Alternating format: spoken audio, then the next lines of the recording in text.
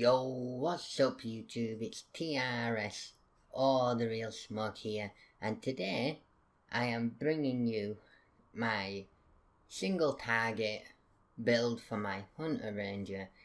If you do go on to enjoy this video, please leave a bit of like, and there's something else you could do which would really help me out, and that's by hitting the subscribe button which is down below. So let's just get into it. I'm going to be going over gear, mounts, comps, and then stats at the end, stats, and then you'll see the rotation right at the very end. So let's just start in with gear. The helm is the Blessed Helm of the Side Blazer, because I need the combat advantage because I have switched to Drow. If you know why, then you're a champ. If you don't know why, it's because of a nice little class feature that's called Darkfire. When attacking a foe, you have a 10% chance to apply Darkfire for 5 seconds. This effect reduces the target's defense by 5%. So this is essentially just a straight up damage increase for you and everyone else in your party.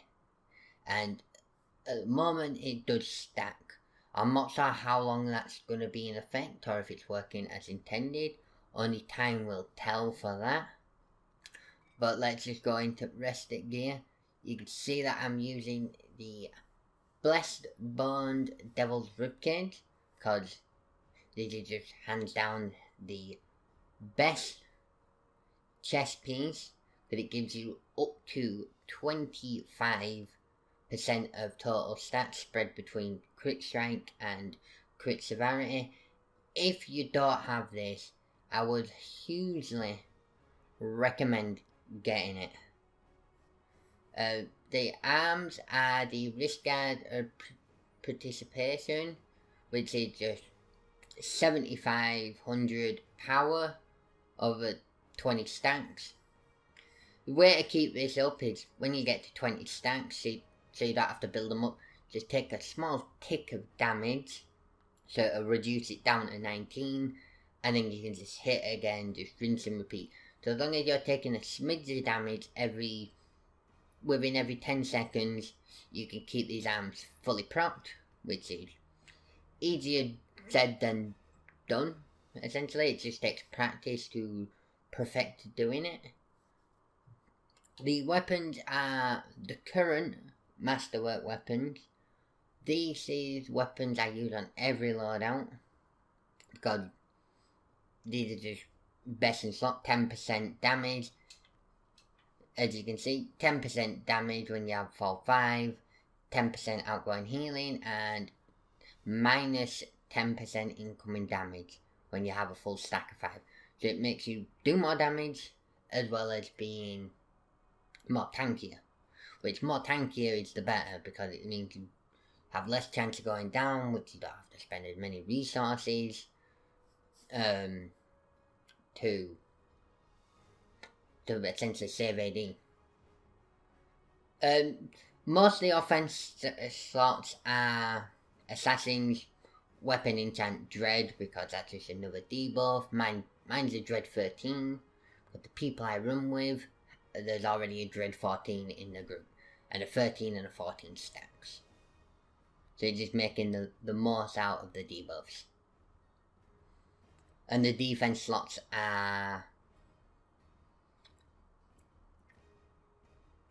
I've got one assassin, but rest of it's all silver. The boots are the Wasteland Wanderers, because when you're 25 yards or closer to your target, your combat advantage is increased by 5%, which you should always be within 25 yards of the target that you're fighting, because hunters have a mix of melee and range. But if you're watching this video, you more than likely know that already. If you don't, this video is here to teach you. The neck is the Tattered Mantle for the music box set, because this is just hands down best in slot for hunters, because that daily only costs 25, 25% of action points. It's really easy to maintain, so constant uptime on this, and utilities are hazards. My rings are the Band of Air, but if you don't have the Band of Air, the other alternatives you can use are the Fallen Lord's Authorization, or even the range or the melee ring, or like Shadow Stalker. You've got loads of options for rings that you can use, so just use whatever you've got, but the best ones you'll want to use is the Band of Air and the Red Glare ring. This ring took me 200 Voss runs, so regular Voss and hardcore Voss, to get it. I just had really bad RNG when it came to this ring, so if you're still going for it, I wish you the best of luck, cause the RNG can suck. The belt is obviously rest of the music box set, the Toberan's conduction cable.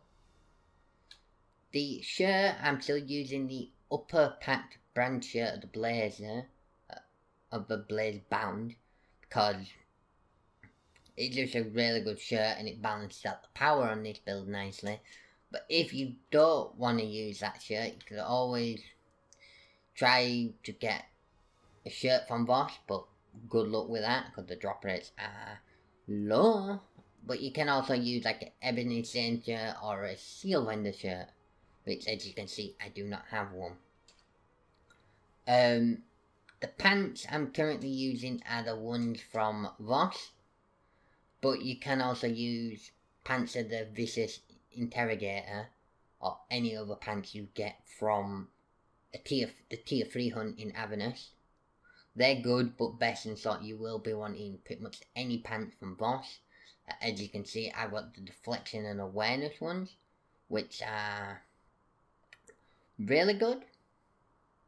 And the artifacts, I've got two journals on, because 2 journals is just a nice way of balancing my power as well as giving me a little bit of hit points and 1 attribute sort of thing. Sometimes in groups I'll be using the Frozen as an active, so I will gain the free of set bonuses, but it's not a huge difference. The other artifacts I use is the music box to complete the music set, of course, and then my main one is Lantern of Revelations. In this mod it recently got updated to a 450 item level, which is just nice. It puts it on par with Blast Scepter, Knives, because you've got options when it comes to artifacts. You've got Blast Scepter, Black Day, Verse, you've got Knives, like I said, you've even got the Token of Chromatic Psalm, Charm. There's options out there, but it's all personal preference. Like, I prefer using the Lantern, but I will swap it out to the Blast Scepter, Black D, depending on what the rest of the group compromisation's like. So next I'm going to go on to mounts, which I'm currently using Tunnel Vision on my single target because it's just hands down the best one. If you don't have Tunnel Vision, there is other options you could use, like hell, you could even use a Swarm, T-Rex, the Eclipse Lion if you manage to pick it up, or even the new Pegasus that has recently come out. But you've got options. You got like Crystal Eruption, and then the stat I'm using is Accuracy. You will see why when we get to the stats, but you could, if you want to use a different shirt, just go Power here. You could just go 4500 power, swap out the shirt to the Voss shirt, and yeah, you could make it work that way. So there is different routes you could take for this. So I'm showing you multiple options of everything that you can choose or go with. And then we get to the mount insignia bonuses. As you can see on my screen, on your screen, I'm using 2 Warlord's inspirations, which are mainly aggression and skills. As you can see, 2 regals of aggression, 1 enlightened of skill. It's the same with the next one down. And then of course I've got 2 gladiators, which, as you can see, I've got 1 illuminated insignia of brutality, 1 regal of brutality, because I needed it to balance out the crit save. We got an enlightened insignia of skill, and then the next one is another regal of brutality, and another enlightened insignia of skill, and 1 illuminated insignia of dominance. But if you want to swap this out to something else, it's completely up to you. Like I said, you've got options you can do. And then the last one is Assassin Covenant, with another regal insignia of brutality and 2 enlightened insignias of skill. So the mounts are pretty straightforward to go over. There's 2 warlords, 2 gladiators, 1 assassin, but you could swap the assassins out for anything. You've got options. You could use Barbarian's Revelry if you're struggling to survive. You could use, what are the other good ones? Wondered Fortune if you're struggling for refinement points. Or one that a lot of people would prefer hunters to use is Shepherd's Devotion. Whenever you use a daily power, you and your teammates' defense is increased by 1500, so 1.5%, and 10% movement speed. And movement speed is best way of putting it. But that's it for the mounts. We're going to go on to comps. As you can see, I do have a Coldine Warrior as my summoned, but there is alternatives you can use if you don't have, or we're still working towards a Coldine Warrior.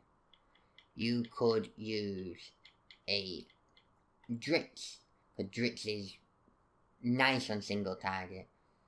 Not the best, but still decent. You've also got the likes of Zuna you could use on single target, because Zuna's normally about 4 million, so a lot cheaper than Coldine Warrior. You've also got the likes of the Air Archon.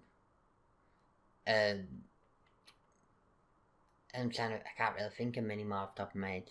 If you want to find out all else about comps to use on single target, feel free to hit me up down in the comments, and I will share the information from a spreadsheet I've got.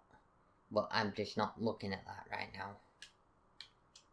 The comp equipment is the Forest Lady's Icon of the Companion, all with Indomitable rank 15s in. So this is crit combat, we got accuracy combat, and then crit accuracy. You could open your Diamond Blessings and try go for a 1900 crit strike one and a 1900 accuracy one. And then all you'd have to do is get a 1900 combat advantage one, which I'm not sure if there is or not. If there is, feel free to let me know down in the comments.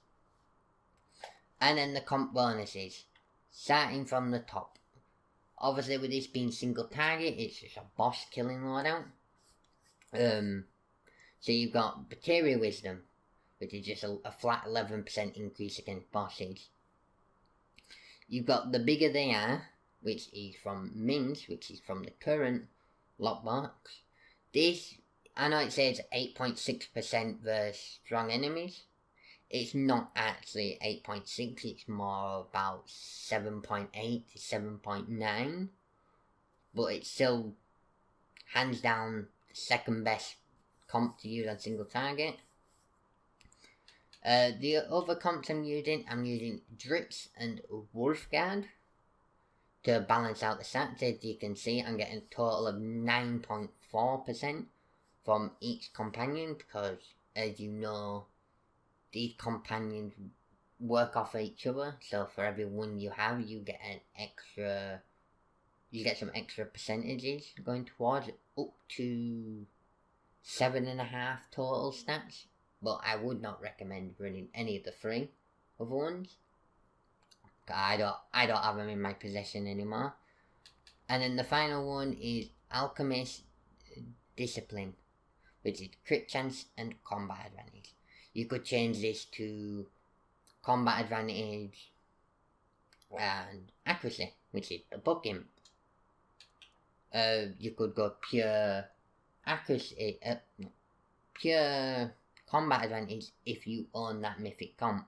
I can't remember the name of it off the top of my head, but there is a mythic 7.5k comp, which then if you had that, you'd be able to swap out something else. But that's pretty much it for the comps. The campaign booms, I'll leave them up on screen for about 10 seconds. They're pretty generic, you know, just power, crit sev, just all that, movement speed. So I'll leave them up. And now we'll go into the guild booms, which for offense I'm using accuracy, because as you can see my guild only has power, accuracy and crit strength. Accuracy fits the build of this perfect. Defense, I've gone with defense because every class should be using defense, because it's just hands down best one. Utility, as you can see, at the moment I've still got mount speed on, because my guild is currently upgrading the mount speed boom. As you can see, it only gives 700 item level at the moment, which is rank 7, so it's only giving 7% movement speed.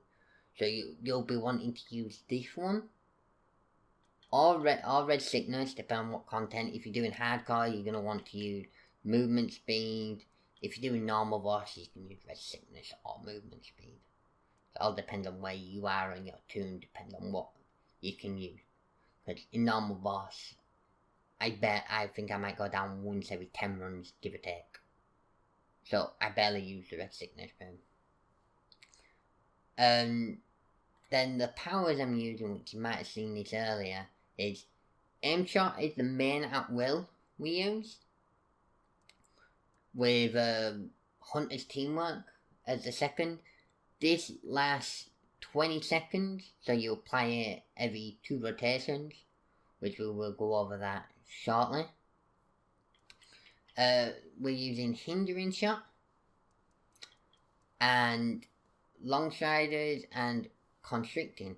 As you can tell, this build applies debuffs, but it still does an incredible amount of damage. I am only outdone by a select few players that I know of on Xbox. If you want to guess who them players are, feel free to put them down in the comments, because they're well known in the community. My daily powers I use is Forest Ghost, because that's just a oh shit daily to get out of situations. If you've got too much aggro, you pop that and run away. And the next daily I'm using is Disruptive Shot, because this is the one that only costs 250 AP, which is 25% of the action points. The passives I'm using, or class features I'm using, are Seeker's Vengeance and Aspect of the Pack, because you need combat advantage from Aspect of the Pack. Well, I need it, as I say. The feats are Rate of Change, gain a 15% damage bonus when switching sands. This is reduced by 2%, but you can use this while casting a power to proc it for that power. But we'll go over that in rotation. You've got Formed Roots. Pretty much this is any target that you can root. It'll do 75%. It'll do 75 magnitude per root chink. which with me not using crushing roots, it's 3 ticks of roots, so that's 225 magnitude. But then if you're versing a target that is control immune, you get 225 magnitude straight up. So it's the same, but with crushing roots it would be more. You've got Predator, which Predator is just straight up 10% damage buff for 10 seconds. This rotation keeps it near enough all the time. Next one is Forest Bonds. When you apply strong grasping roots or thorn roots, you reduce the cooldowns of your powers by 10%, 5% per week. So it's just a really nice feat to have. It's pretty much recharge speed. And then the last one is More Than Disrupted. Disrupting shots increases your range damage by 10% for 5 seconds. So you'll see that in the rotation. But that's it for the character sheet, mounts, comp, booms and powers. So now let's go into the rotation. So as you can see, my powers is commanding, longstriders, hindering. So when you're starting this rotation off, you'll see it on top of your screen anyway. You go disrupted, commanding, aim shot twice, longstrided, hindering, at will twice, gushing wound, hindering strike, 2 at wills, and repeat. So you will have seen the rotation on top of your screen. I'm just getting out of combat now because the Cold Iron Warrior's attack is just annoying to hear. So as you can see on your screen, my stats, this is a picture of my stats fully propped. As you can see, it's 90% power, 90% crit save, 89.9% combat advantage. The only way I could get that to 90 is if I would be over on it, which is why I recommend potentially in the utilities comp slot. If you had the 7.5 one, you'd be able to make that work. And then you can see I've got 73.7% crit strength and 74.8% accuracy. Bear in mind, these are not the stats you will see all the time. These are just my maximum capped potential. And so that's pretty much it for the video. If you did enjoy, feel free to leave it a like. Subscribe if you are new around here. And until the next video, which will be my AoE build, which will come in the next few days. Peace.